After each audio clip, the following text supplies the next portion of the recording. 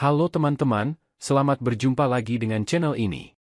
Apakah Tuhan benar-benar tega membunuh Musa? Untuk lebih jelasnya, mari kita saksikan kisahnya. Tuhan hendak membunuh Musa. Musa dan keluarga beserta rombongannya beberapa kali harus bermalam di tengah perjalanan. Mereka terkadang bermalam dengan membangun tenda atau beristirahat di penginapan.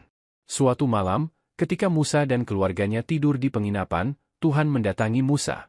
Sebenarnya, peristiwa pertemuan antara Tuhan dan Musa adalah hal yang sudah sering terjadi. Tetapi kali ini, Musa sangat terkejut karena Tuhan hendak membunuhnya. Ziporah, istrinya, menyadari situasi tersebut. Kemudian Ziporah bergegas melakukan sebuah tindakan mengambil pisau batu dan memotong kulit katan alat vital Gerson, anak lelakinya. Setelah itu, Ziporah menyentuhkan potongan kulit katan itu pada kaki Musa. Sesungguhnya, engkau pengantin darah bagiku. Lalu Tuhan tidak jadi membunuh Musa. Keluaran 4 ayat 25 sampai dengan 26. Mengapa Tuhan hendak membunuh Musa?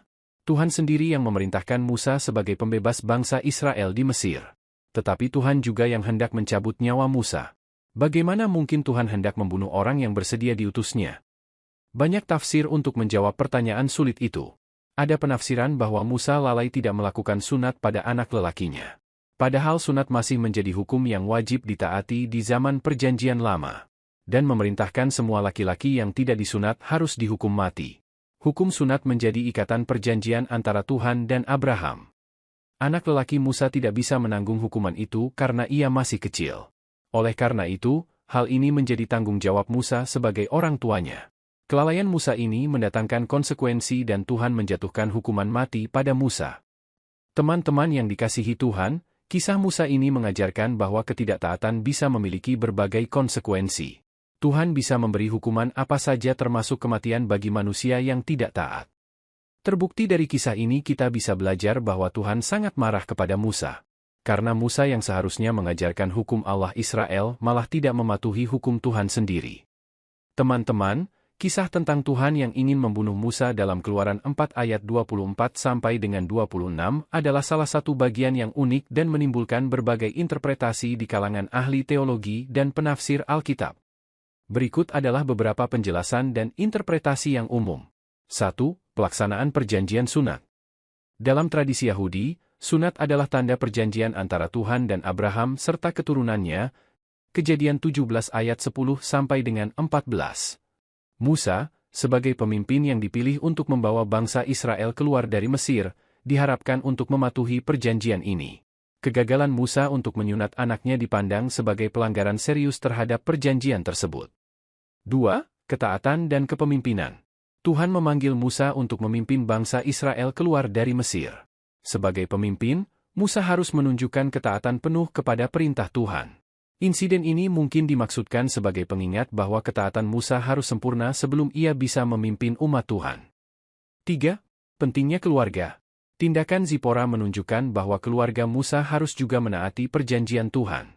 Ini menekankan bahwa tanggung jawab untuk menaati Tuhan tidak hanya terletak pada pemimpin, tetapi juga pada keluarganya.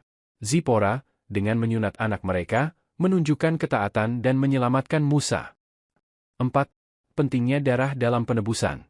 Istilah, pengantin darah, yang digunakan oleh Zipora mungkin mengindikasikan pentingnya darah dalam penebusan dan penyelamatan. Ini bisa dianggap sebagai foreshadowing atau simbolisme dari korban yang lebih besar dalam tradisi Yahudi dan Kristen.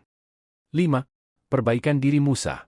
Insiden ini mungkin juga berfungsi sebagai pengalaman pembelajaran bagi Musa, mempersiapkannya untuk tantangan dan ketaatan yang lebih besar di masa depan. Ini menunjukkan bahwa bahkan pemimpin besar seperti Musa harus menghadapi dan mengatasi kekurangan atau ketidaktaatan mereka sendiri.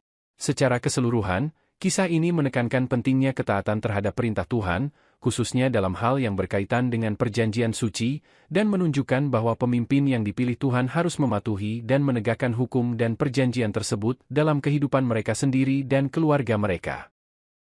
Terima kasih sudah mampir di channel ini. Semoga melalui kisah ini kita boleh belajar dan terus bertumbuh dalam iman. Sampai bertemu di episode yang lain dan masih di channel yang sama. God bless you.